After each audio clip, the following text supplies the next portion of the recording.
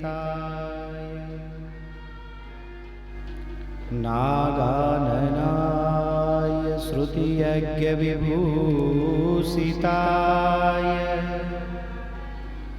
गौरीसुताय गणनाथ नमो नमस्ते। गुरुर्ब्रह्मा गुरुर्विष्णु गुरुदेवो महेश्वरः गुरु साक्षात् परं ब्रह्म तस्मै श्री गुरवे नमः।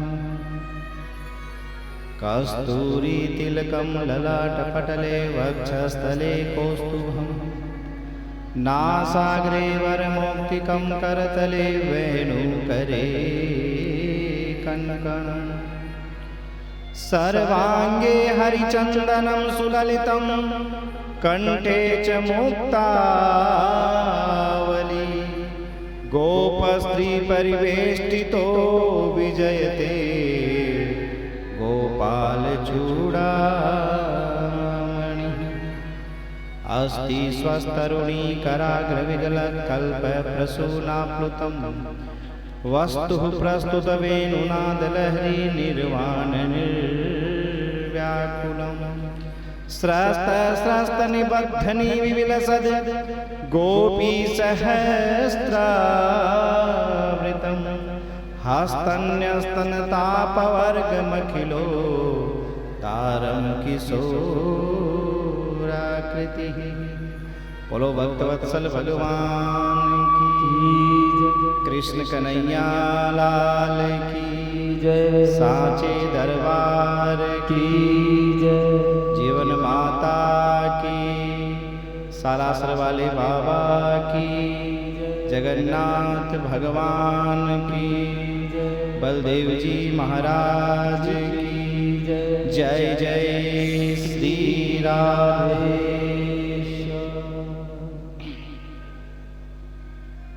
बहुत सुंदर भगवान की दिव्याति दिव्य पावन ज्ञान गंगा श्रीमद् भागवत महापुराण, इस दिव्य महापुराण की इस दिव्य कथा का आनंद लेने के लिए हम और आप इस दिव्य पावन भूमि में एक साथ विराजमान हैं।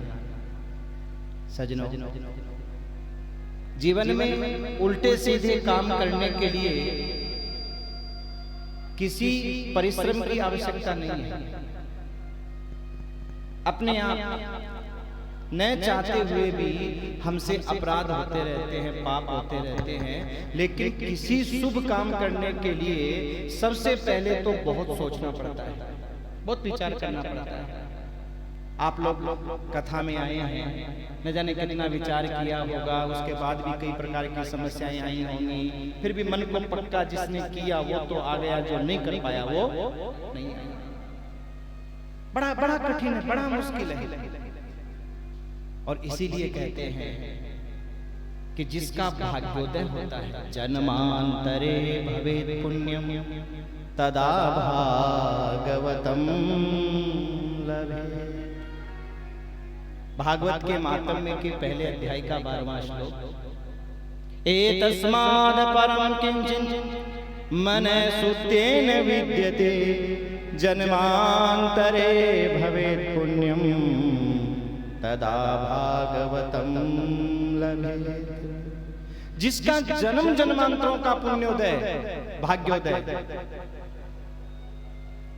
उसको जीवन में भागवत की कथा श्रवण करने का अवसर प्राप्त होता है। और मेरे भाई, आप और हमको तो इस तीर्थ स्थान में बड़ा भागी हैं आप और हम। जिस जगन्नाथ प्रभु के दर्शन करने के लिए सारा संसार तरसता है, आ नहीं पाता, और आ जाए तो रुक नहीं पाता, और रुक जाए तो सत्संग कथा का लाभ ले नहीं पाता। और आज देखो, प्रभु की इच्छा ये थी कि रात्रिकालीन में आप लोगों की परीक्षा हो कि कौन कौन श्रवण करेगा और कौन कौन भोजन करने के बाद में सोएगा। देखना था प्रभु जी को, इसलिए प्रभु जी की इच्छा। पर आप सब बड़े रसिक हैं भाई कथा के। क्योंकि संतों ने कहा है ये भगवत रस का प्याला कोई पीवेगा किस्मत वाला। ये भगवत रस का प्याला कोई पीवेगा किस्मत वाला।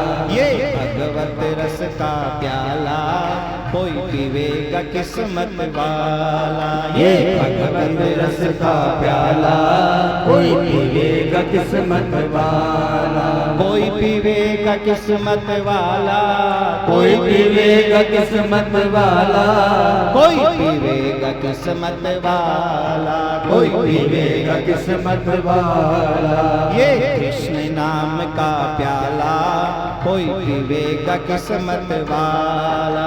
ये कृष्ण नाम का प्याला कोई पीवेगा किस्मत वाला।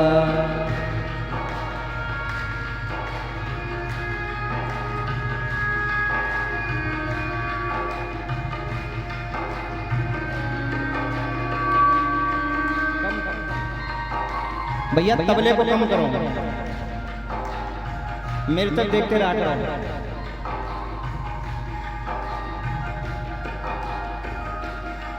ये कृष्ण नाम का प्याला कोई पीवेगा किस्मत वाला। ये कृष्ण नाम का प्याला कोई पीवेगा किस्मत वाला।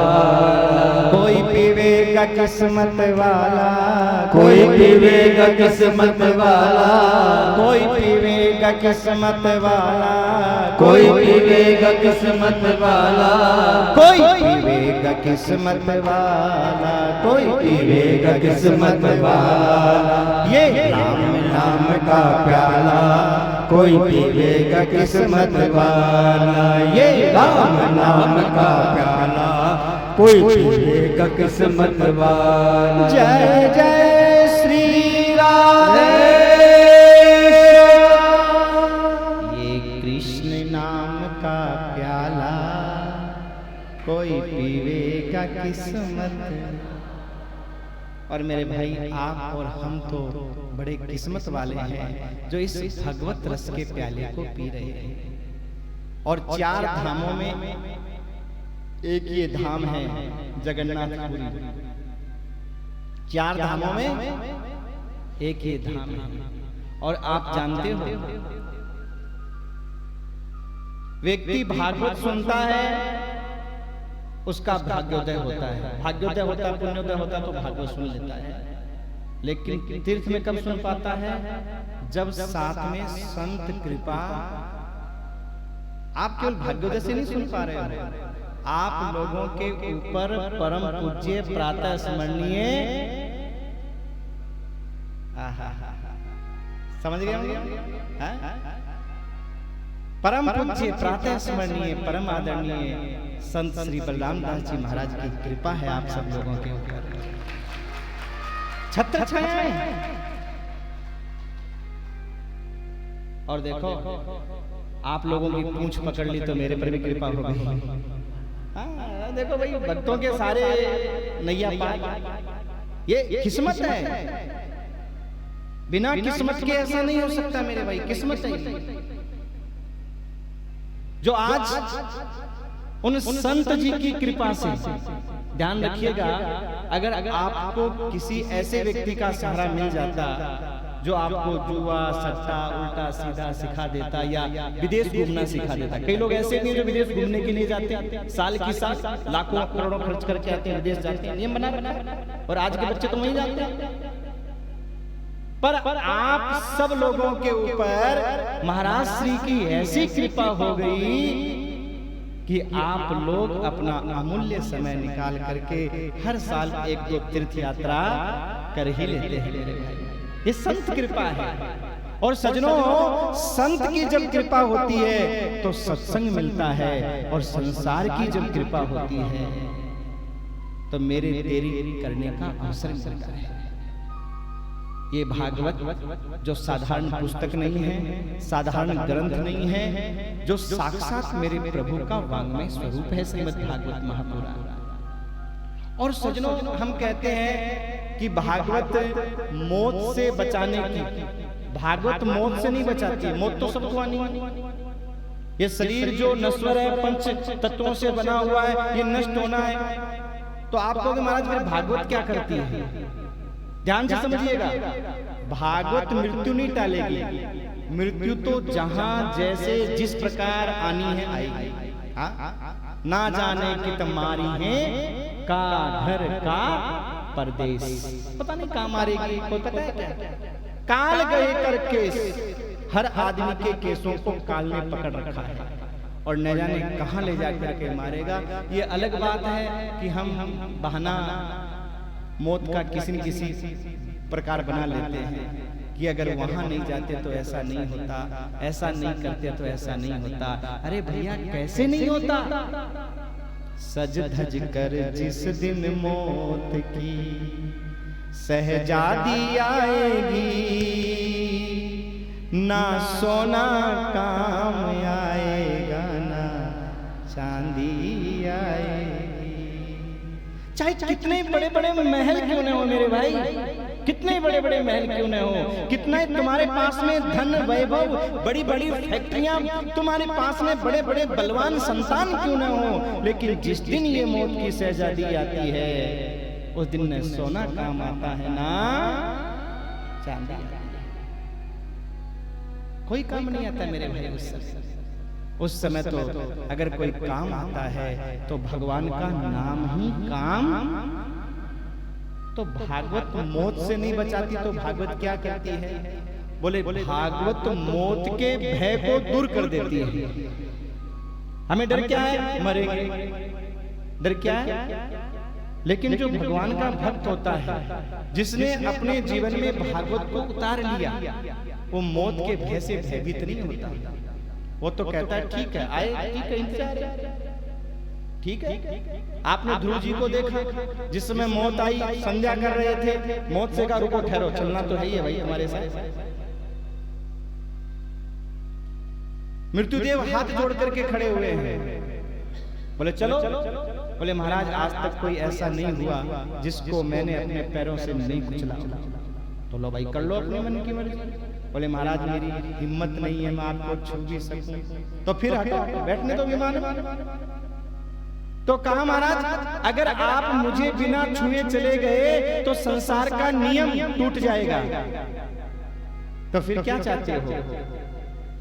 बोले महाराज मैं तो आपको नहीं छू सकता, लेकिन आप तो मुझे छू ही सकते हैं। तो महाराज ध्रुव जी ने क्या किया? ध्रुव जी महाराज, ध्रुव जी ने क्या किया? ध्रुव जी महाराज ने देखा कि विमान ऊंचा है, तो उनसे कहा कि चलो ठीक है तुम नीचे बैठो। सीढ़ी बनाई, मौत के सर पर पैर रखा और विमान में आरूढ़ हो गए। मृत्यु के सर पर पैर रख करके, हाँ, चाहे ध्रुव हो, चाहे प्रहलाद हो, मीरा हो, कबीर हो, सूरदास हो, रहीमदास हो, जिसने उस परमात्मा के इस तत्व को जान लिया मेरे भाई, वो मौत से डरता नहीं है, वो तो इंतजार करता है, क्योंकि उसे पता है जिंदगी तो बेवफा है, एक दिन ठुकराएगी और मौत अपनी महबूबा है, वो साथ लेके जा। पता है? तो मेरे भाई ये जो भागवत है जिसमें 12 स्कंद है, भागवत में 12 स्कंद हैं, 18,000 श्लोक हैं, 335 अध्याय हैं। ये पूरा भगवान का वांग्मय स्वरूप है श्रीमद् भागवत महापुराण। तेनेयम वांग्मयी मूर्ति प्रत्यक्षा कृष्ण एव ही, साक्षात भगवान का वांग्मय स्वरूप है ये श्रीमद् भागवत महापुराण। और सजनों भागवत का जो 10वां स्कंद आता है, जहां से हम और आप नंद के आनंद भयो जय कन्हैया नंदोत्सव मनाते हैं चौथे दिन, वो 10वां स्कंद भगवान का हृदय है। और 10वां स्कंद में जो रास पंचाध्यायी के 5 अध्याय हैं, 10वां स्कंद का 29, 30, 31, 32 और 33, ये 5 अध्याय, ये भगवान के 5 प्राणों की कथा है, जिसे हम रास पंचाध्यायी कहते हैं। तो सज्जनों इस प्रकार ये भागवत भगवान का स्वरूप है। लेकिन इन 12 स्कंदों में सबसे पहले 6 अध्यायों में भागवत का महात्म्य वर्णन किया गया है। महात्म्य में क्या वर्णन किया गया है? बोले भागवत किसने सुनी, भागवत सुनने से क्या हुआ और भागवत क्या है, बस यही महात्म्य में बताया गया है। देखिए, आपके पास में कोई बहुत बड़ा संत बैठा हो और आपको उसकी महिमा के बारे में पता नहीं हो तो बैठा है, ठीक है।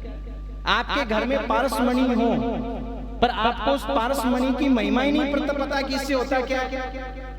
बस भागवत रूपी इस कल्प वृक्ष के बारे में इन 6 अध्यायों में वर्णन किया गया है कि भागवत किसने सुनी, भागवत सुनने से क्या हुआ और भागवत की महिमा क्या है। ये 6 अध्यायों में वर्णन की गई। और इन 6 अध्यायों के पहले अध्याय का पहला श्लोक, पहला संबोधन, सच्चिदानंद रूपाय विश्वोत्पत्त्यादि हेतवे तापत्रय विनाशाय श्री कृष्णाय वयं नुमः। बोलो भागवत भगवान की जय, जय जय श्री राधे। ये भागवत के महात्म्य के पहले के अध्याय का पहला श्लोक, पहला संबोधन। क्या इस श्लोक में सबसे पहले भगवान को प्रणाम किया गया। किसी ने कहा महाराज क्यों प्रणाम करें? क्यों? संसार में बिना मतलब के कोई कार्य नहीं करता। गोस्वामी जी महाराज रामचरितमानस में कहते हैं ना, राम सिया राम जय जय राम, राम सिया राम, प्रेम और भाव से कहिए जय जय राम, राम सिया राम जय जय राम, राम सिया राम जय जय राम। सुर नर मुनि जन की यह रीति, स्वार्थ लाग करे सब प्रीति, राम सिया राम जय जय राम, राम सिया राम जय जय राम। सुर नर मुनि जन की यह प्रीति स्वार्थ लागी। तो महाराज बिना स्वार्थ के भगवान को प्रणाम क्यों करें? बिना मतलब क्या कारण है कि हम भगवान को प्रणाम करें? तो इस श्लोक में बताया, सच्चित आनंद स्वरूपाय श्री कृष्णाय वयं नुमः। उस परमात्मा को हम इसलिए प्रणाम करते हैं क्योंकि वो परमात्मा सत्य स्वरूप है। और ध्यान रखिएगा, प्रणाम हमेशा सत्य को ही किया जाता है। हम जब प्रणाम करते हैं तो आशीर्वाद भी हमें सत्य ही देता है। आप कहोगे महाराज सत्य का मतलब? बोले जो पहले था, अब है और आगे रहेगा, उसका नाम है सत्य। और जो पहले नहीं था, अब है, आगे का कोई पता नहीं, उसको हम सत्य नहीं कहेंगे। लेकिन वो परमात्मा पहले भी थे, अब भी हैं, और वो परमात्मा आगे भी, इसलिए उनका नाम है सत्य, उनका नाम है परमात्मा। और सजनों, सत्य को ही प्रणाम किया जाता है। आप कहोगे महाराज माता पिता को हम प्रणाम करते हैं तो वो तो पहले नहीं थे, अब हैं, आगे कोई पता नहीं। लोग तो उल्टा समझते हैं ना, उल्टा बोलते हैं। तो फिर माँ बाप को हम प्रणाम क्यों करें? फिर तो नहीं करना चाहिए। भैया एक बात ध्यान रखना, हम माता पिता को जब प्रणाम करते हैं तो आशीर्वाद माँ बाप की वाणी नहीं देती है। ध्यान रखिएगा, हम प्रणाम उस परमात्मा को ही करते हैं जो सत्य स्वरूप है, और आशीर्वाद भी वो सत्य स्वरूप परमात्मा ही देते हैं। जरा विचार करिए, कौन माता पिता ऐसे होंगे जो अपनी संतान का बुरा चाहेंगे, किसका बुरा हो? कौन होंगे? सभी चाहते हैं कि मेरे बच्चे का भला हो, अच्छा हो, पर फिर भी भला नहीं होता। बुरा होता है। कारण क्या है? कारण यही है कि आशीर्वाद आत्मा का विषय नहीं, आशीर्वाद वाणी का विषय नहीं, आशीर्वाद तो आत्मा का विषय है। और आत्मा का मतलब आत्मा सो परमात्मा। आप सोचते हो माँ बाप बूढ़े हो गए हमारा क्या कर लेंगे? भैया वो शरीर तो तुम्हारा कुछ नहीं कर सकता, लेकिन जो आत्मा है उसके अंदर, जिस आत्मा को परमात्मा ने तुम्हारा माँ बनाया है, पिता बनाया है, और वेद का वाक्य है मातृदेवो भव पितृदेवो भव। सबसे पहला भगवान है माँ, सबसे पहला भगवान है पिता। अगर उस भगवान का हमने सम्मान नहीं किया तो ये परमात्मा हमारे ऊपर कृपा बरसाने वाले नहीं। क्योंकि जब हम उनको प्रणाम करते हैं तो भले ही माता पिता सास ससुर तुमको मुंह से गाली दे, पर गाली नहीं लगेगी, आशीर्वाद लगेगा। ध्यान रखिएगा, अगर तुम्हारी भावना सच्ची है तो माँ बाप का आशीर्वाद लगेगा, भले वो मुंह से गाली दे रहे हैं, पर आत्मा तो आशीर्वाद ही देगी, क्योंकि वाणी का विषय नहीं है आशीर्वाद, आशीर्वाद तो आत्मा का विषय है। कोई संतान जब अपने माँ बाप के चरणों में प्रणाम करती है तो फिर कोई पुत्र पिता चरणों में जब शीश झुकाता है, परमात्मा खुद आकर आशीष लुटाता है, परमात्मा खुद आकर आशीष लुटाता है।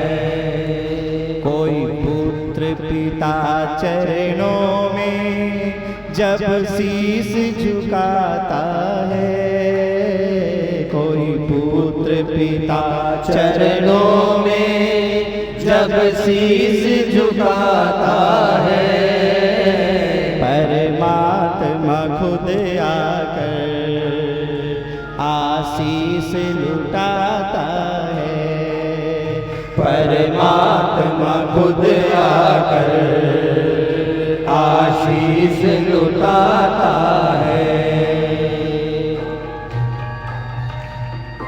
जय हो।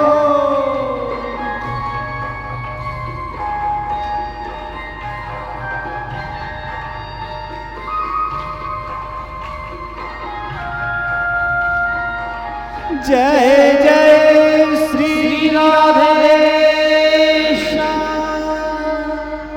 कोई पुत्र पिता चरणों में जब शीश झुकाता है, परमात्मा खुद आकर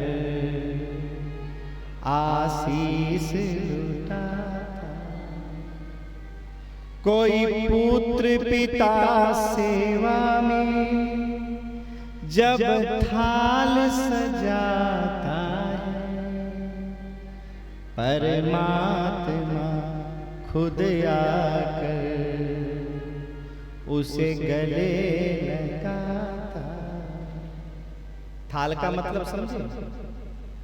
थाल का मतलब ये हुआ कि कोई पुत्र और पुत्र वधू घर में जब भोजन बनता है तो सबसे पहले भगवान को भोग लगाने के बाद अपने माता पिता रूपी भगवान को खिलाता है, बुजुर्गों को भोजन करवाता है, तो वो परमात्मा उस भक्त को आकर के गले। पर क्या ऐसा होता है क्या? कई बार तो पोता पोती बोलते हैं माँ, दादी माँ को तो भूल ही गई, दादाजी को तो कई माँ तो ऐसे बोलते हैं बेटा तेरे दादा ने कौन सा हल थोड़ी जोतना है, और तो मुसाना में जाना मरना ही है। ऐसी भावना जिनकी है वो चाहे किसी तीर्थ में जाए, कितनी कथाएं सुने, चाहे कितनी भी 84 कोस की परिक्रमा लगाए, पर उनका 84 का चक्कर कटने वाला, क्योंकि आशीर्वाद आत्मा का विषय है मेरे भाई, आशीर्वाद वाणी का विषय नहीं है। और उस आत्मा को ही हम परमात्मा कहते हैं। आत्मा सो परमात्मा, और उसी परमात्मा का यहाँ सत्य के साथ में संबंध जोड़ा गया है। सत्य चित्त आनंद स्वरूपाय श्री कृष्णाय वयम में परमात्मा सत्य स्वरूप है, इसलिए हम प्रणाम।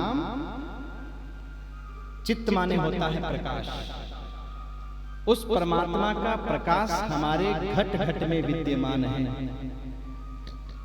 जितने भी रिश्ते नाते हैं संसार में कब तक हैं? बोले जब तक उस परमात्मा का दिया हुआ प्रकाश इस शरीर के अंदर है। चाहे हमारा रिश्ता बेटे का हो, बेटी का हो, माँ का हो, भाई का हो, पत्नी का, कोई रिश्ता हो, कब तक है? जरा विचार करिएगा। मरने के बाद किसी ने आपको गले लगाया है कि ये मेरा बहुत प्यारा बेटा है, प्यारा पति है, लगाया? हाँ? एक दिन वो होता है जब पत्नी हमारे बिना भोजन नहीं करती, उसे नींद नहीं आती, और एक दिन वो आ जाता है कि जब तक हम घर से उठ करके शमशान चले नहीं जाते, घर में चूल्हा नहीं जलता। हाँ? और जरा विचार करिए, पति पत्नी अकेले हो, रात के 12 बज रहे हो, भयंकर वर्षा, एकदम भयंकर गंभीर वर्षा हो रही हो, हवा चल रही हो, पत्नी अपने पति को जगाए, वो उठे नहीं, हिलाए, हाथ उठाए, छोड़ दे, नीचे गिर जाए, और पत्नी को पता चले ये तो गए। गारंटी की बात है वो पत्नी पूरी रात उस पति के पास निकाल नहीं सकती, नहीं निकाल सकती। अरे भाई क्या हो गया? वही हाथ है, वही पैर है, वही आंख है, वही नाक है। अगर आपने रोए गिने हो तो गिन लेना, एक एक रोआ वही है। क्या हो गया? बोले चित्त स्वरूपाय श्री कृष्णाय। जो चित्त स्वरूप प्रकाश स्वरूप श्री कृष्ण तुम्हारे हृदय में विद्यमान थे, वो निकल गए, और वो निकलते ही महाराज पति का रिश्ता समाप्त। हम तो समझ नहीं पाते हैं, हम सोचते हैं इस शरीर से हमारा रिश्ता है। मेरे भाई, शरीर से रिश्ता नहीं है, रिश्ता तो उस आत्मा से आत्मा का है। समझने की बात है। हम दुनिया की इतनी घटनाएं देखते हैं, फिर भी नहीं समझ पाते हैं कि रिश्ता शरीर का नहीं है। मेरे भाई, शरीर का अगर रिश्ता होता तो जरा राम जी के उस उपदेश को सुनिए। जब बाली को भगवान ने मारा, और मारने के बाद जब बाली की पत्नी तारा रोती हुई भगवान के पास में आई और कहा कि प्रभु आपने मेरे पति को मार दिया, तो भगवान ने कहा कौन था तेरा पति? बोले जो सामने पड़ा है। बोले कभी भी सामने पड़ा है? बोले नहीं नहीं, वो बोलता था, चलता था। बोले वो तो आत्मा है, और वो तो कभी मरती नहीं है, तो वो तो अभी भी नहीं मर सकती, न शस्त्र काट सकता, न आग जला नहीं सकती। तो अगर वो आत्मा तुम्हारा पति था तो वो तो आज भी अमर है, और अगर ये शरीर तुम्हारा पति था तो सामने पड़ा, ले जाओ अपने घर।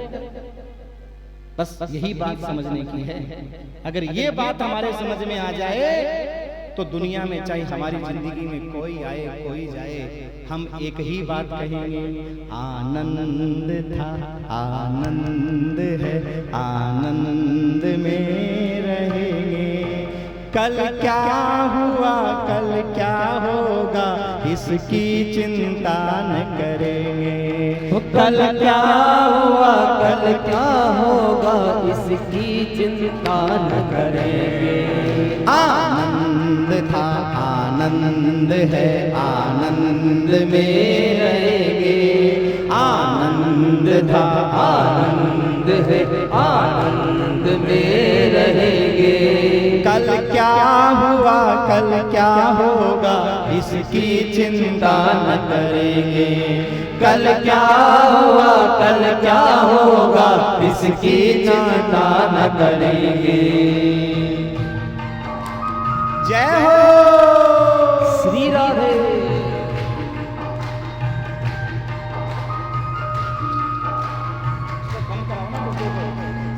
गोविंद।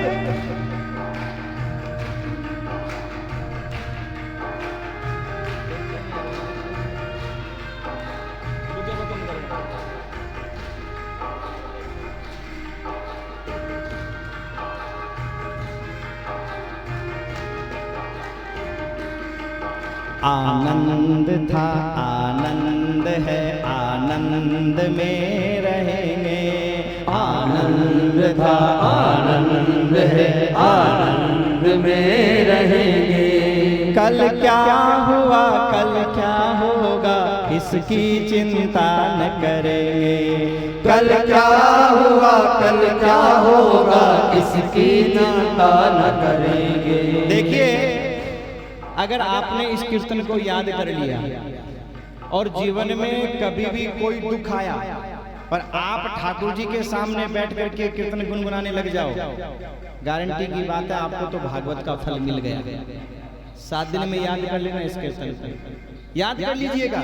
बस यही भागवत का सार है, यही तो भक्ति का सार है। आनंद था आनंद है आनंद में रहेंगे। आनंद था आनंद है आनंद में रहेंगे। कल क्या हुआ कल क्या होगा इसकी चिंता न करेंगे। कल क्या हुआ कल क्या होगा इसकी चिंता न करेंगे।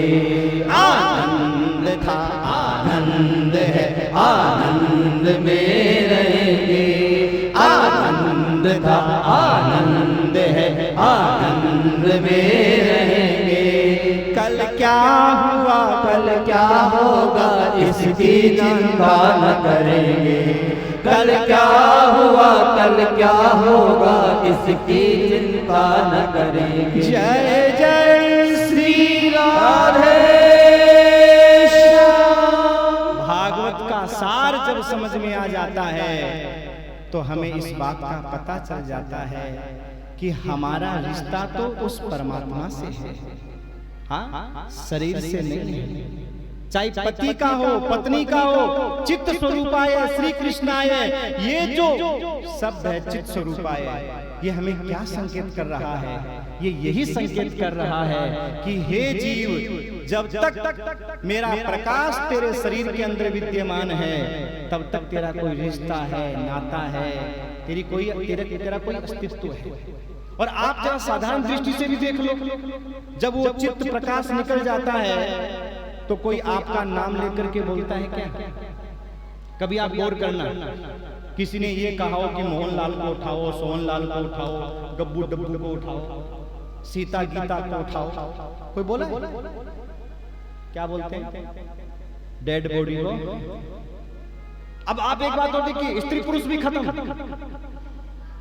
चाहे वो स्त्री की बॉडी हो चाहे वो पुरुष की बॉडी हो, वो डेड बॉडी कहलाती है। मुर्दा, माटी, एक ही संज्ञा, माटी। नहीं, कोई नहीं कहता कि ये लेडीज को उठाओ, जेंट्स को उठाओ, ना बोला। बस ये कथा यही संकेत करना चाहती है कि मानो भगवान कहते हैं, जीव मेरे बिना तेरा कोई अस्तित्व नहीं है। तू धनवान, ज्ञानवान, महान जो अपने आप को मान रहा है ना, ये तभी तक है जब तक मैं तेरे अंदर विद्यमान हूं। और जिस दिन मैं निकल गया उस दिन राम नाम। इसीलिए बोलते हैं भैया राम नाम सारे नहीं बोल रहे, बड़ा डर लगता है, खतरनाक नारा है ना, डर लगता है। बस उसी दिन तो जिस परमात्मा की कृपा से हमारा नाम है, हमारा कोई अस्तित्व है, जिसके चित्त के कारण, प्रकाश के कारण, क्या हमारा इतना ही कर्तव्य नहीं बनता कि हम उसे प्रणाम? इसीलिए हम भगवान को प्रणाम करते हैं। दूसरी बात कहा आनंद स्वरूपाय श्री कृष्णाय। बोले दुनिया के किसी काम में आनंद नहीं है, अगर आनंद है तो भगवान के नाम में। ये अलग बात है कि हम बोलते हैं रसगुल्ला खा के बड़ा आनंद आता है, मजा आता है, बहुत आनंद आता है। सच में क्या रसगुल्ले में आनंद है? अच्छा एक बात बताओ, रसगुल्ले में अगर आनंद है तो कितने खा लोगे? 2, 4, 5, 10, बस खाओ ना, आनंद है, खाओ। अच्छा, मान लो आपने स्वाद में ज्यादा खा भी लिया, क्या होगा? पेट खराब, कहां चला गया आनंद है? अगर आप आधी घंटा कथा ज्यादा सुन लो, किसी के पेट में दर्द हुआ है? बोलो, इसका नाम है आनंद। अगर ठाकुर जी के दर्शन आप थोड़ा सा 10 मिनट और ज्यादा कर लो, पेट में दर्द हुआ है किसी के? अगर एक माला ज्यादा जप लो, कभी पेट में दर्द हुआ है? इसीलिए यहाँ पर बताया गया है कि भैया दुनिया में भले ही हम सुख सुख आनंद आनंद आनंद आनंद बोलते हैं, बाकी दुनिया में सुख है ही नहीं। सुख तो केवल परमात्मा के चरणों में, परमात्मा के नाम में, परमात्मा के धाम में और परमात्मा के काम में है। और इतना सुख है, आप जरा विचार करना, एक बार गौर करना आप, कि जिसको घर पर डॉक्टर की टेबलेट खाने के बाद भी नींद नहीं आई। आप लोग अपने ऊपर मत लेना, आप लोग तो सब सुन रहे हो। एक उदाहरण दे रहा हूं, एक उदाहरण समझना। डॉक्टर की दवाई खाने के बाद भी जिसको नींद नहीं आती, उस व्यक्ति को कथा में लाके बैठा दो सबसे पहले, और थोड़ा सहारा दे के बैठा दो। ऐसे नहीं, सहारा दे के बैठा, खंबे का, कुर्सी का, किसी का, थोड़ी देर में गारंटी। अच्छा, कारण क्या है? कारण समझना, कारण क्या है? नींद कहाँ आती है? जहां फूलों की सेज हो, आनंद हो। कांटों की सेज में कभी नींद नहीं आती। जिस दिन आपके दिमाग में कोई टेंशन घुस जाती है ना, गारंटी की बात है, करवटें बदलते रहते हो। करवट आप कभी विचार करना, नींद हमेशा फूलों की सेज पर आती है, कांटों की सेज पर नहीं। घर में कामनाओं के कांटे चुभते रहते हैं, इसलिए नींद नहीं आती। और कथा में मेरे भाई अमृत रूपी पुष्प बरसते रहते हैं, इसलिए तुरंत नींद। अच्छा, एक बात बता दूं, अगर किसी को कथा में नींद भी आ जाए तो टेंशन की बात नहीं है, चिंता की बात नहीं है। हानि बस इतनी सी है कि वो संवाद अगर हमने सुन लिया होता तो न जाने कहाँ काम आ जाता। बस इतनी हानि है, बाकी हानि नहीं है। कथा में सोने में भी हानि नहीं है। क्यों? कथा में कोई सोता नहीं है। तो फिर बोले कथा में तो समाधि लगती है। समाधि का मतलब क्या है? बोले नाम लेते लेते आंख बंद हो जाए, और नाम लेते लेते आंख, उसी का नाम समाधि।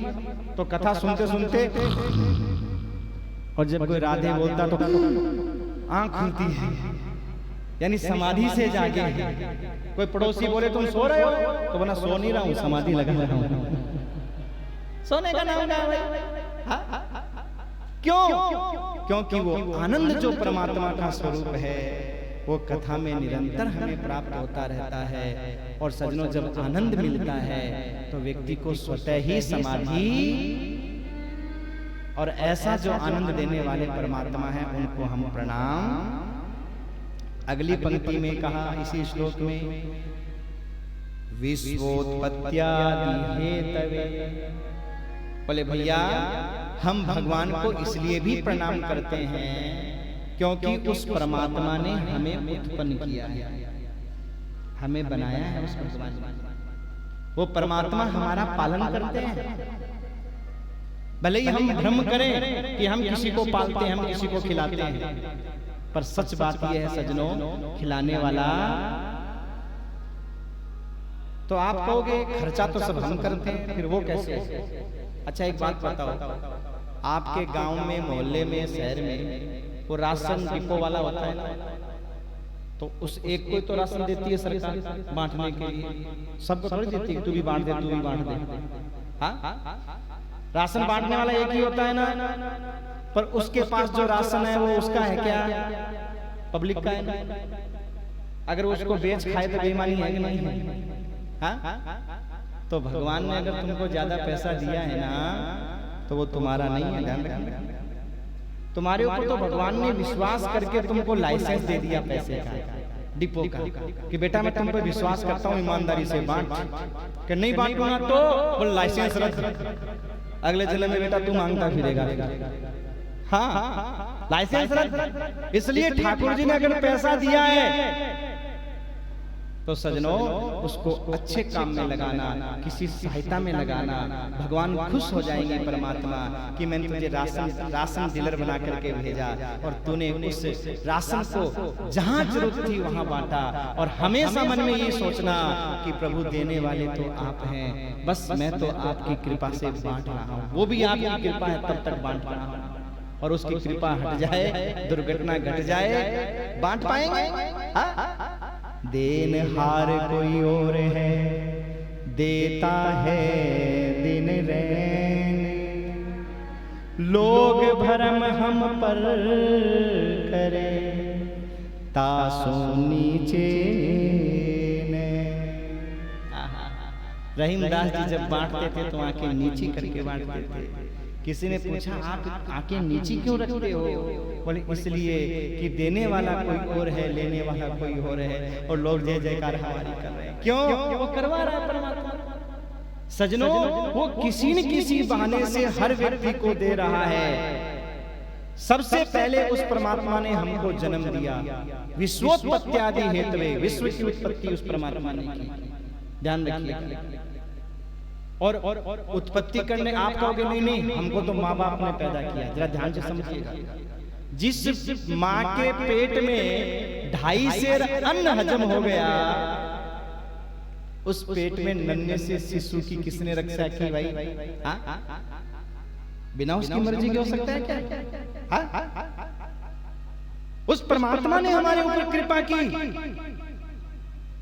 ध्यान रखिएगा। कोई हमें थोड़ा सा रास्ता बता दे, उसको हम थैंक यू बोलते हैं, धन्यवाद देते हैं। अरे मेरे ठाकुर के तो अनगिनत उपकार है हमारे ऊपर कि जिंदगी भर उसके दर पे नाक रगड़ते रहे तो भी उसके उपकारों का हम एहसान कभी चुका नहीं सकते।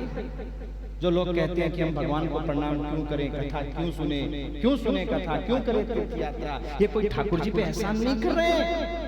उनको हम धन्यवाद दे रहे हैं कि ठाकुर तुम्हारी बड़ी कृपा है कि हमको मनुष्य बनाया, इंसान बनाया।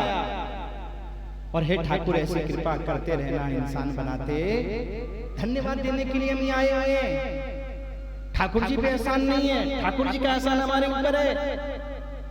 और ठाकुर इंसान बनाने के बाद में बुद्धि दी, इस योग्य बनाया कि तीर्थ में जाकर के हम आपके नाम का श्रवण कर सकें, कुछ अच्छा शुभ काम कर सकें। इसलिए ठाकुर जी को हम धन्यवाद देने के लिए आए हैं। तो जब भी आप मंदिर में जाओ तो ठाकुर जी का सजनों एक बार धन्यवाद जरूर करना कि हे ठाकुर बड़ी कृपा है। बस ऐसे ही है जगन्नाथ, हमारे सर पे हाथ रखना और ऐसे ही बुलाते रहना ठाकुर, और ऐसी कथा सुनाते चला रहना। ऐसी कथा और कुछ नहीं। देखिए धन्य वैभव दौलत ये सब तो हमें अपने नसीब के अनुसार मिलती है। ठाकुर से कहना है तो सिर्फ इतना ही कहना कि देना हो तो दीजिए जन्म जन्म का साथ, देना हो तो दीजिए जन्म जन्म का साथ। मेरे सिर पर रख दो बाबा, मेरे सिर पर रख दो बाबा, अपने ये दोनों हाथ। देना हो तो दीजिए जन्म जन्म का साथ। ओ बाबा देना हो तो दीजिए जन्म जन्म का साथ। जय हो श्री राधे।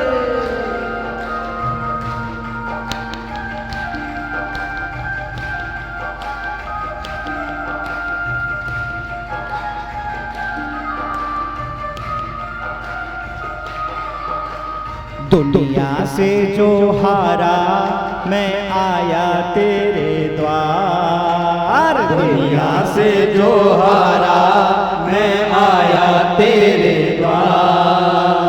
यहाँ बिहार गया तो कहाँ जाऊँगा सरकार, यहाँ बिहार गया तो कहाँ जाऊँगा सरकार।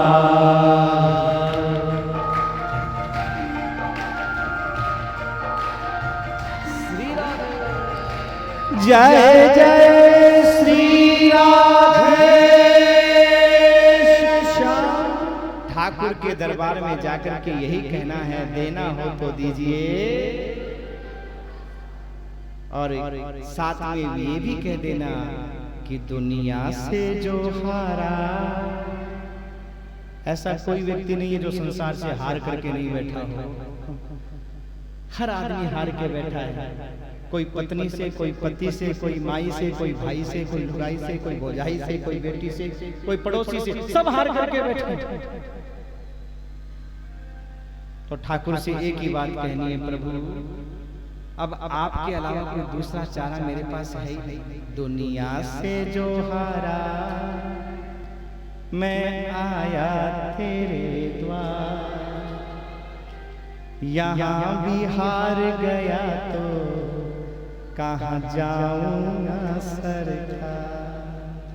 इसलिए ठाकुर जन्म जन्म का साथ आपका और हमारा बनाए रखना, और जल्दी जल्दी दर पे बुलाए रखना,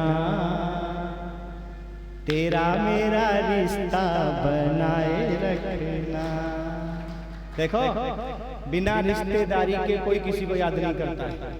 कभी आपने विचार किया, शादी विवाह कुछ भी आपके घर में होता है तो आप किसको याद करते हो? रिश्तेदार। तो ठाकुर जी से भी हमारी रिश्तेदारी होनी चाहिए। अरे अच्छा, जितने भी भक्त हैं, आप देखिए जितने भी भक्त हैं, सबने ठाकुर जी से रिश्तेदारी की। मीरा ने पति बना लिया ठाकुर जी को। अच्छा, जो नानी बाई थी उसने महाराज भाई बना लिया, कर्मा बाई ने बेटा बना लिया ठाकुर जी को। और जिसने जिस रिश्ते से भगवान को बुलाया, ठाकुर दौड़ करके आए मेरे भाई, जिस रिश्ते से बुलाया।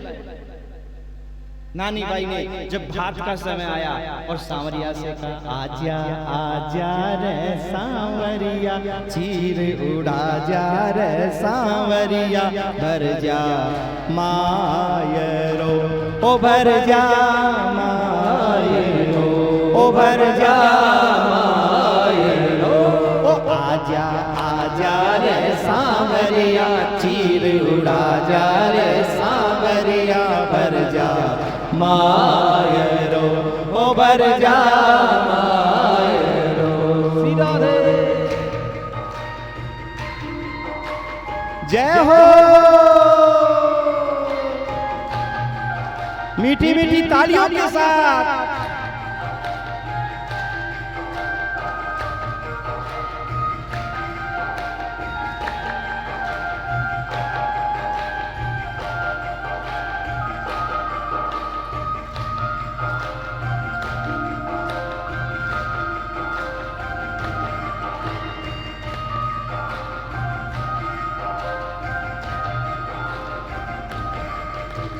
बिन मायड़ी टाबरी रे नामा जायो वीर, बिन मायड़ी टाबरी रे नामा जायो वीर, माई रे बेला आएगी कूड़े उड़ासी चीर, माई रे बेला आएगी कूड़े उड़ासी चीर, राजा रे सांवरिया लगा जा रे सांवरिया, भर जा मायरो, ओ भर जा मायरो, ओ भर जा मायरो, ओ आजा आजा रे सांवरिया, चीर उड़ा जा रे सांवरिया, भर जा मायरो, ओ भर जा मायरो। जय जय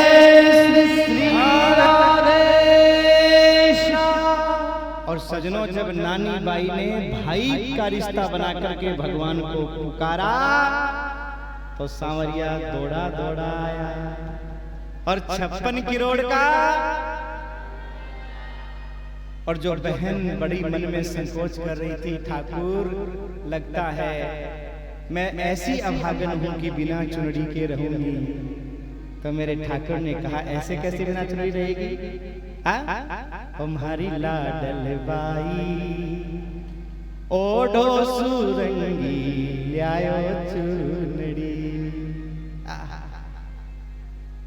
बाई तो बोली थी, तारा जड़ी लिया ना भाई, और ऐसे ही आ जाना, पास से निकाल करके ओढ़ लूंगी। मैंने बड़ी महाराज विचित्र होती है, भाइयों से बड़ा प्रेम होता है। चाहे भाई कितना भी नालायक हो, चाहे पति के पैसों का सामान आए, पर बहन अपने भाई का नाम कर देती है, हमारा भाई लाया, हमारा भाई लाया, हमारा भाई लाया। जेब में चाहे उसके किराया भी नहीं हो, बहन ने दिया वो भी, परिवार है बहन है, रिश्ता ही ऐसा है बहन और भाई का। इसलिए ठाकुर से हम एक ही बात कहते हैं, ठाकुर कोई परिवार न टूटे, बहन का प्यार न रूठे। रिश्ता ही ऐसा है। कहने का मतलब क्या है सजनों, जब भी दर्शन करने के लिए जाओ तो ठाकुर से एक रिश्ता बना करके आप रखिए, क्योंकि जब रिश्ता ठाकुर से बना होगा तो ठाकुर हमें याद आएगा। अरे दोस्ती का नहीं बना सको तो दुश्मनी का ही बना लो, क्योंकि दुनिया से तो दोस्ती और प्यार भी खतरनाक है, लेकिन ठाकुर से अगर दुश्मनी भी हो जाए तो मेरा ठाकुर दुश्मन का भी भलाई करता है, कभी उसका बुरा कोई रिश्ता बनाइए। तेरा मेरा सांवरे कैसा नाता है, जरा इस रिश्ते को उजागर करिए, क्योंकि उस परमात्मा की कृपा से ही हमारा जन्म हुआ है, उसके हमारे ऊपर उपकार हैं, और वो परमात्मा ही हमें जन्म देने के बाद जब तक दांत नहीं होते तब तक दूध देता है, और जब दांत आ जाते हैं तो वो किसी न किसी बहाने से अन्न, चलो अब तो आप खिला रहे हो, लेकिन माँ के पेट में जहाँ कोई जगह ही नहीं है जाने की, वहां उस ठाकुर ने कैसे पहुंचाया, जरा सोचो। कोई बाप खिलाने गया, कोई माँ, कोई बेटा, कोई बेटी, कोई भाई, कौन खिलाने के लिए गया उस छोटे से जीव को? उस परमात्मा ने खिलाया। बस वही यहाँ यही बात बताई है कि विश्वोत्पत्ति आदि हेतवे उस परमात्मा ने सारे विश्व को बनाया, संसार को बनाया, और सारे संसार का पालन किया, और सारे संसार का वो संहार भी करते हैं। एक कृपा है, कृपा का अनुभव करो भगवान की। जन्म देना भी भगवान की कृपा है, पालन करना भी भगवान की कृपा है, और संहार करना भी। आप बोलोगे महाराज दो बात तो समझ में आ गई कृपा, पर तीसरी समझ में नहीं आई। क्यों? बोले जन्म देता है ये भी कृपा, पालन करता है ये भी कृपा, पर परिवार के किसी सदस्य को मार देता है ये तो। पर भैया जरा विचार करना, ये भी कृपा है। कैसे? जरा विचार करो, अगर दुनिया से कोई नहीं जाता तो पहली बात तो ये कि इस जर्जर शरीर का होता क्या? आंखों से दिखता नहीं है, कानों से सुनता नहीं है, आंखों में जमेगा जाला, नाक से बहेगा नाला, पड़े पड़े थूकते रहोगे पीकदानी में। क्या ऐसी जिंदगी कोई जिंदगी है? तो कृपा है या नहीं है कि ऐसी जिंदगी से छुटकारा दिला दिया और एक नया शरीर भगवान ने प्रदान कर दिया? आप कहोगे महाराज जब गधा खच्चर ऊंट बना दिया, तो भैया ये तो देखो बेटा जैसा लायक होता है ना, बाप उसको वैसी सुविधा देता है, वैसा ही कपड़ा ला करके देता है। अगर बेटा नालायक है तो तन ढकने को कपड़ा तो देगा, मगर उसी हिसाब से देगा, और बेटा अगर लायक है तो महाराज फिर अपने सारे दरबार खोल देगा। बस अगर हम लायक हैं तो फिर ठाकुर हमको मनुष्य बनाएगा, ये मनुष्य रूपी कपड़ा देगा, और नालायक है तो कपड़ा तो देगा ही देगा, चाहे गधे का, खच्चर का, ऊंट का, कुत्ते का, कोई न कोई तो देगा ही देगा महाराज, कहीं न कहीं तो देगा। कृपा है उसकी। दूसरी बात, एक बात सोचो, अगर कोई नहीं जाए तो धरती पर कहां रहोगे? अगर संगार भगवान नहीं करे तो धरती पर रहने की जगह मिलेगी? अच्छा फिर रिश्ता क्या करोगे? रिश्ता क्या कहोगे? बोलो। 10 पीढ़ी पुराना तुम्हारा कोई दादा आ रहा हो तो उसको कैसे संबोधित करोगे? ये हमारे 20 पीढ़ी 10 पीढ़ी पुराने दादाजी हैं। क्या रिश्ता बनाओगे? इसलिए ठाकुर जी ने ऐसी व्यवस्था बनाई है संहार की कि ये भी उस परमात्मा की कृपा है कि परमात्मा हमारा संहार करते हैं। इसलिए हर घड़ी परमात्मा की कृपा का अनुभव करना चाहिए। और इस श्लोक की आगे की पंक्ति में कहा, तापत्रय विनाशाय श्री कृष्णाय वयं नुमः। वो परमात्मा तीनों प्रकार के तापों का नाश करने वाले हैं। सजनों, दुनिया में तीन ही दुख हैं, चौथा दुख नहीं है। तीन दुख कौन से हैं? देहिक, दैविक, भौतिक। देहिक माने देह में उत्पन्न होने वाला रोग, और रोग चाहे कुछ भी हो। दैविक माने देवताओं की नाराजगी, और भौतिक माने प्राकृतिक आपदा।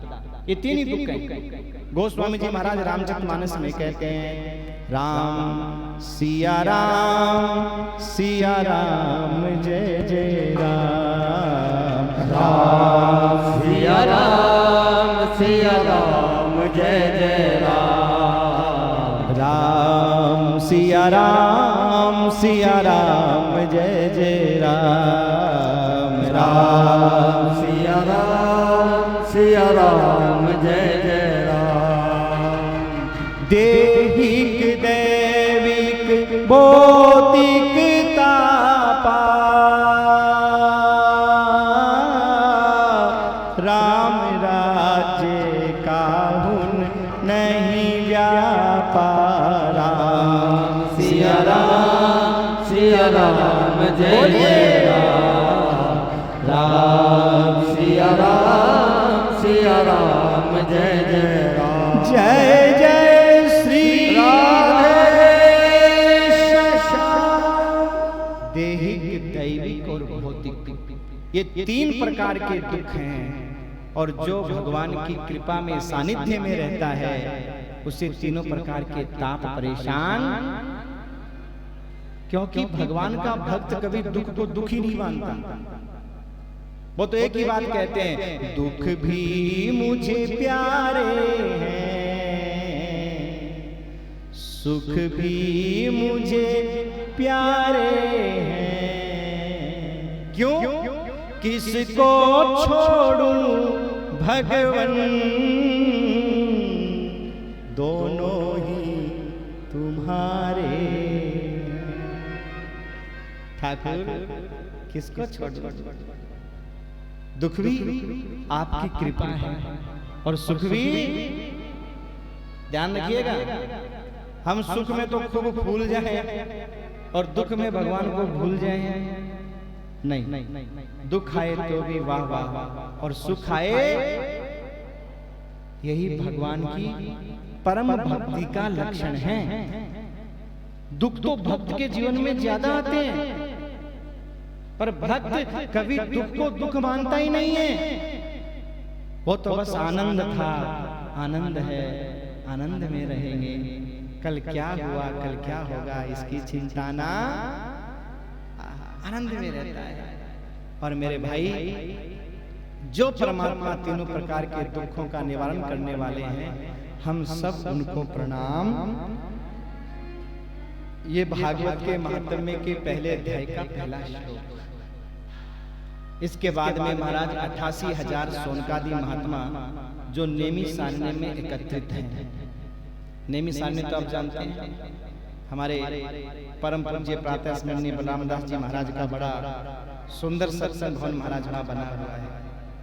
और आपको मैं बता दूं, बाबा की बड़ी कृपा। देखो, मैंने बलरामदास जी महाराज के दर्शन तो बहुत पहले भी किए थे, क्योंकि कई सालों से खंडेला धाम जो है खंडेला में, वहाँ जो हमारे पुरुषोत्तम जी गुप्ता हैं और वहाँ के ट्रस्टीगण कई वर्षों से कथा करवाते आए हैं। कई वर्षों से वहाँ देवी भागवत भी हो गई और राम कथा भी हो गई, भागवत भी हो गई वहाँ पर।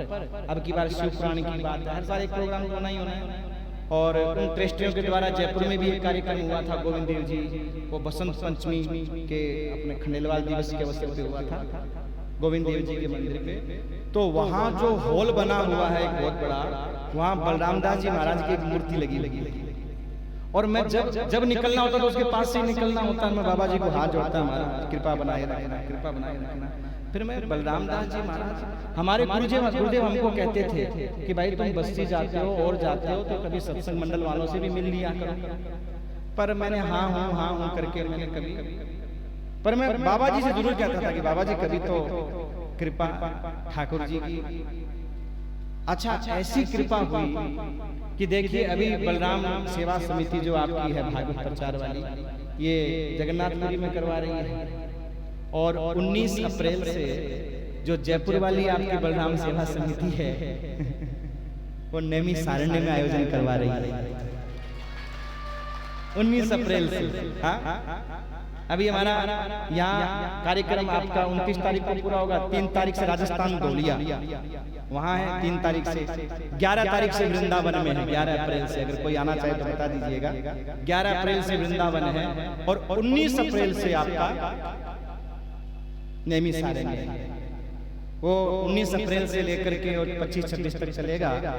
फिर 30 अप्रैल से ज्वाला जी हिमाचल वो चलेगा 7 तक। और 10 मई से 7 में 10 मई से आप लोगों के राजस्थान में फिर खाटू श्याम जी 10 मई से ध्यान रखिएगा। अगर आप पधारें तो जरूर मिलिएगा। खाटू श्याम जी में सूरत भवन है, सूरत वाले वो कार्यक्रम करवा रहे हैं खाटू श्याम जी में। तो सजनों, कहने का मतलब क्या है, बलराम दास जी महाराज की बड़ी कृपा कि नैमी सारण्य का यहाँ जिक्र हो रहा है और वहाँ अवसर सजनों तीर्थों में कथा सुनने का, सुनाने का। देखो यहाँ न कोई पैसा महत्व रखता है और न ही यहाँ पर कोई पकवान या व्यवस्था महत्व रखती है। यहाँ तो अगर खुले में भी, अगर बालू के रेतीले उस टीले में भी सो करके अगर हमें कथा श्रवण करने को मिल जाए तो ये भी हमारा परम सौभाग्य समझा जाएगा मेरे भाई।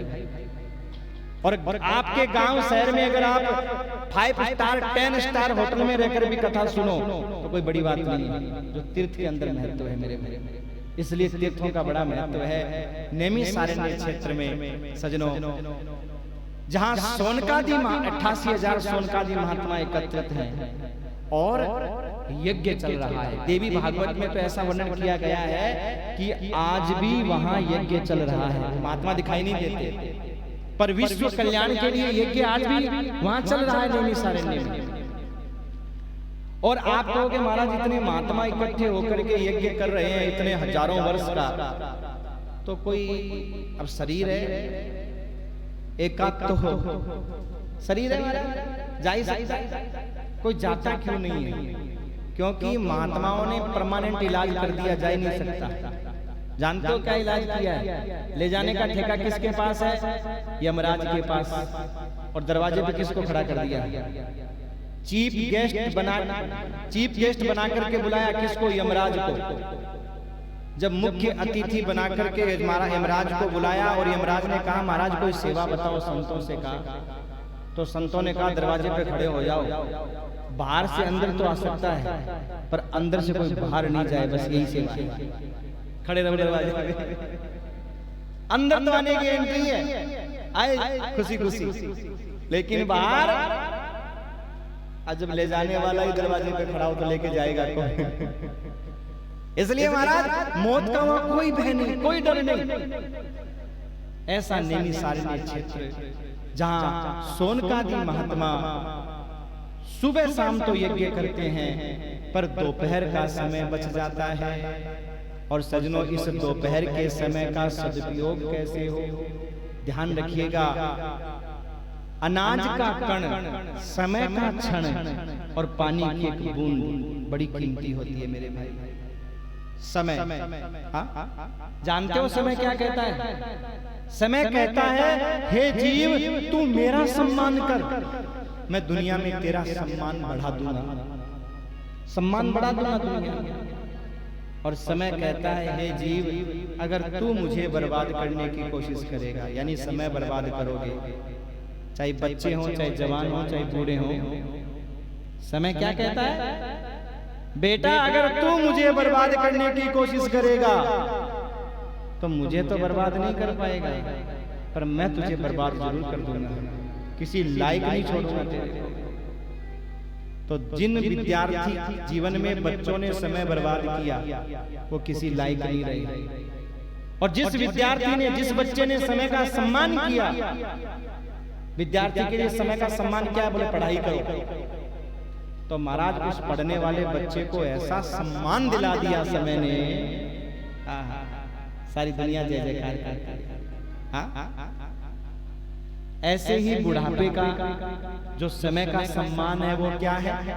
भजन, कथा, सत्संग। व्यापार तो बहुत जवानी में कर लिया। आप कभी देखिएगा, गिनती भी हमें क्या कहती है? 49, 50, इतनी गिनती तक तो आस जुड़ी हुई है। 50, 49 आस है ना, पर जैसे 50 पार करते हैं वैसी गिनती क्या कहती है? 51। बेटा अब वन का रास्ता, 52। बेटा अब वन का रास्ता पकड़ ले, कोई सत्संग का रास्ता पकड़ ले, पर हम कहते हैं नहीं पकड़ेंगे, तो गिनती कहती है 59, 60, 60 माने क्या होता है? मूर्ख। 60 माने क्या होता है? अरे ओ मूर्ख, अरे ओ मूर्ख। हमने कहा अरे हम तो पढ़े लिखे हैं, विद्वान हैं, हमें तो मूर्ख कह रहे हो। तो गिनती कहती है बेटा तू जैसा मूर्ख और कौन होगा? क्यों? बोले 69। अरे तरने की सोच पगले। 70। अरे तरने की सोच। 71। अरे तरने की सोच। कि नहीं सोचूंगा। तो गिनती आती है 80। बोले बेटा अब तू फंसी, अब तो फंसेगा। और नहीं चेत पाते हैं तो गिनती आती है 100 और तो अपना मत्था पकड़ के रो, कोई उपाय नहीं, रोता रहता।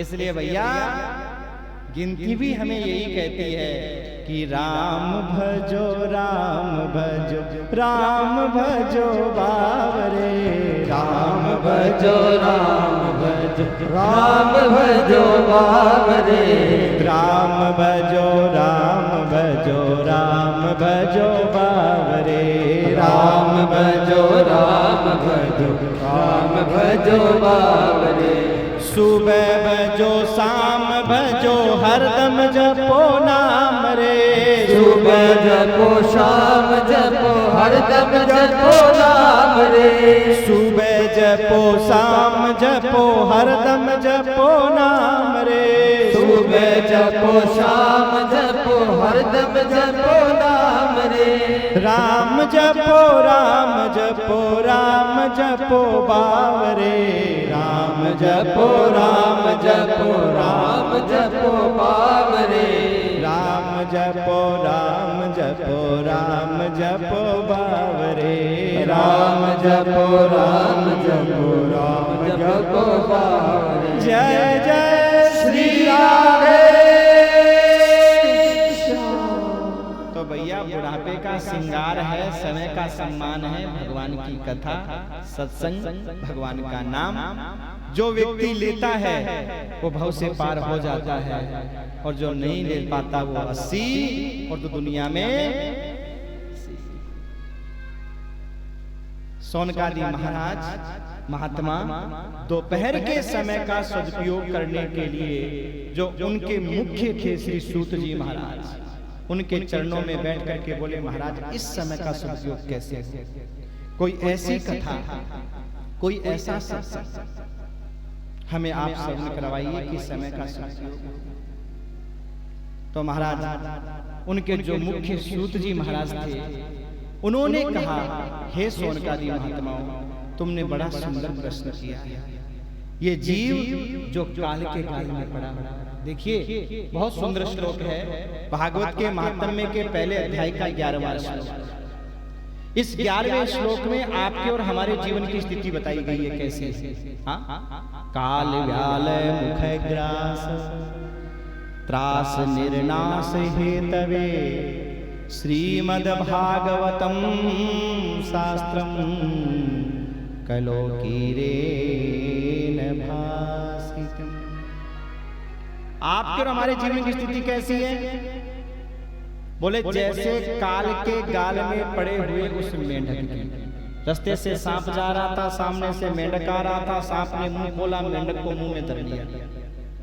अभी सांप ने मुंह बंद नहीं किया, लेकिन जीवन का कोई पता नहीं कि कब मेंढक मुंह बंद करे, कब सांप मुंह बंद करे, कब मेंढक का राम नाम, कोई पता नहीं।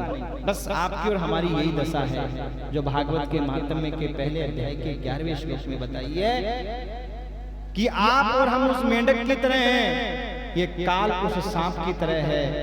जिंदगी में कोई पता नहीं कि कब ये सांप मुंह बंद करेगा और कब राम नाम, कोई पता नहीं। पर एक आश्चर्य की बात देखी, क्या बोले, उस मेंढक का मुंह, अभी सांप ने मुंह बंद नहीं किया, थोड़ा बाहर है, इसलिए सांस चल रही है, जिंदा है। हम भी जिंदे हैं, सांस चल रही है। हुआ क्या, उस मेंढक के सामने से एक पतिंगा निकला, और जैसे ही पतिंगा निकला सो मेंढक ने अपना मुंह खोला और पतिंगे को अपने मुंह में, बस यही आपकी हमारी दशा है। हमारी जिंदगी का कोई भरोसा नहीं है, पर फिर भी सामने रहने वाले की टांग खींचे बिना कोई पता नहीं है कब उस काल का हथौड़ा हमारे ऊपर पड़ जाए, कोई पता नहीं।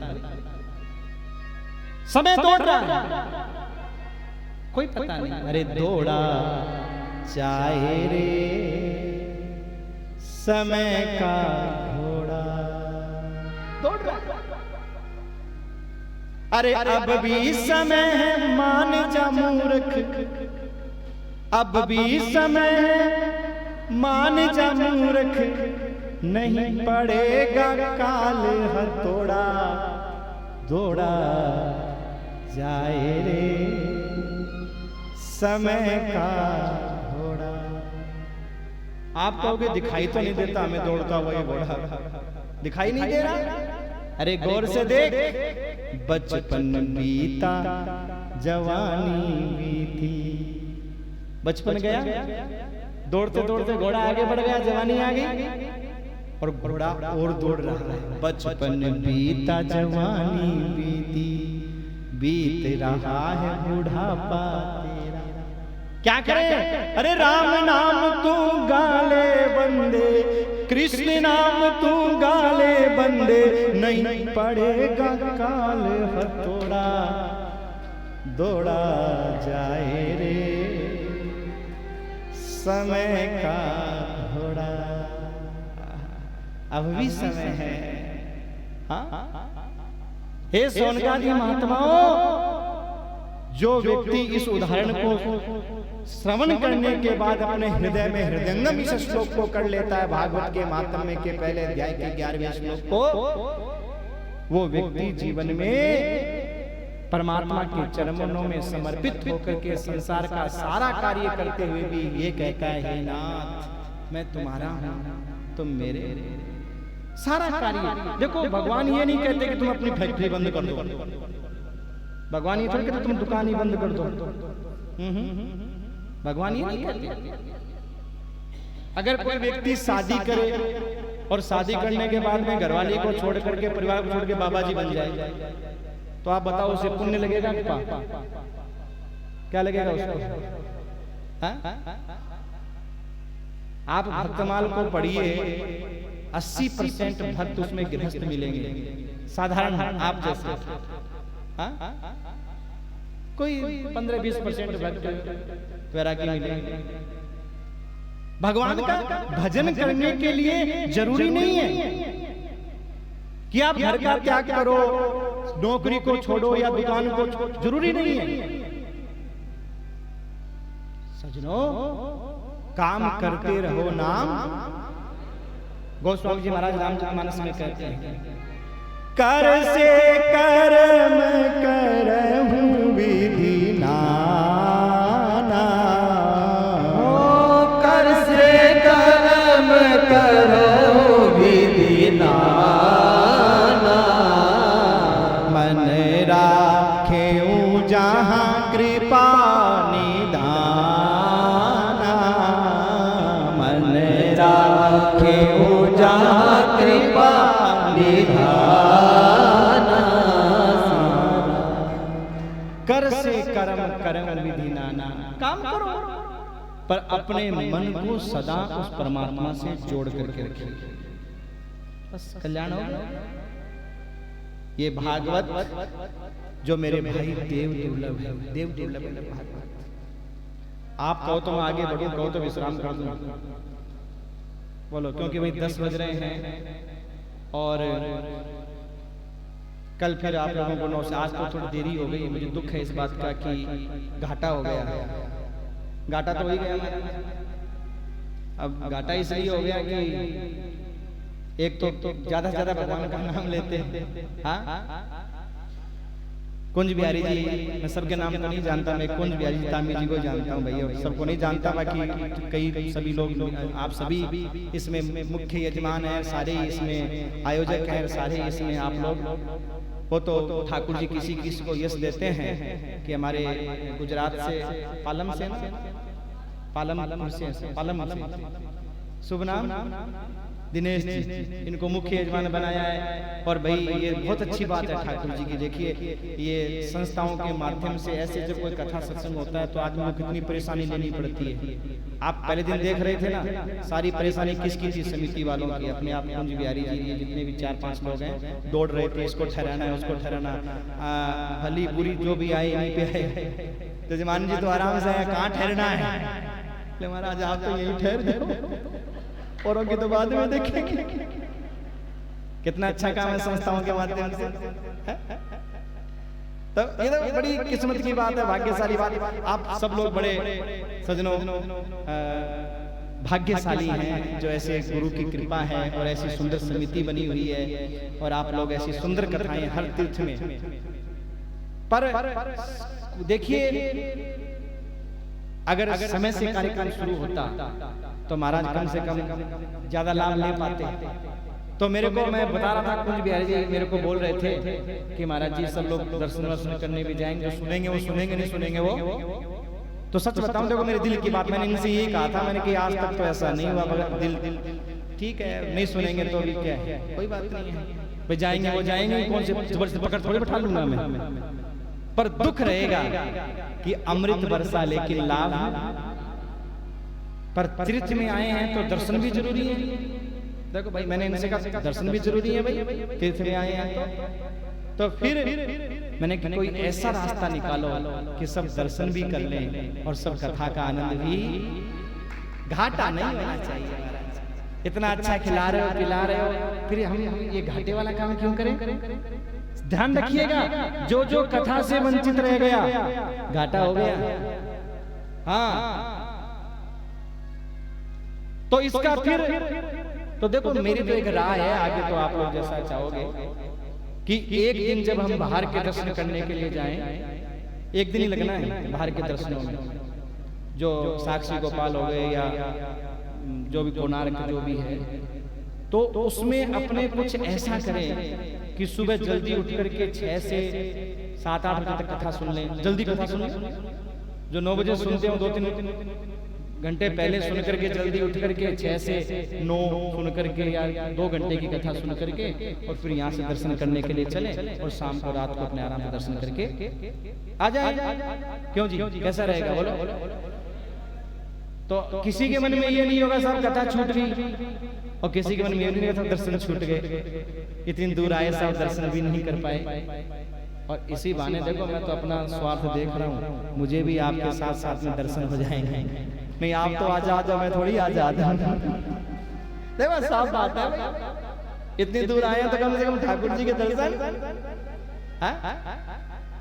तो ऐसी कोई योजना बनाए और वो जल्दी बनाए, जैसे कल परसों, कम से कम परसों हम जो करना है दर्शन बाहर के कर लें परसों, क्योंकि फिर उत्सव आ जाएंगे।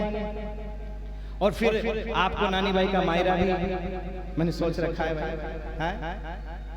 नानी भाई का मायरा भी आप लोगों को 2 दिन ज्यादा नहीं तो रात को, या जैसे 2 शिफ्ट है ना, तो 2 शिफ्ट में, एक शिफ्ट में कथा हो जाएगी, एक शिफ्ट में मायरा हो जाएगा, ऐसा कर लेंगे। 2 शिफ्ट है ना, तो एक शिफ्ट में तो अपने भागवत की कथा हो जाएगी, और एक शिफ्ट में अपने नानी भाई का मायरा भक्त चरित्र हम लोग बड़े प्रेम और भाव से आनंद के साथ में श्रवण करेंगे। और मुझे विश्वास है, देखो आप लोगों को आनंद आए या नहीं आए, पर मुझे कथा से ज्यादा आनंद मायरे में आता है। इसलिए कथा तो आप अपनी तरफ से करवा रहे हो, पर मायरे का गिफ्ट हम अपनी तरफ से आप लोगों को देना चाहते हैं।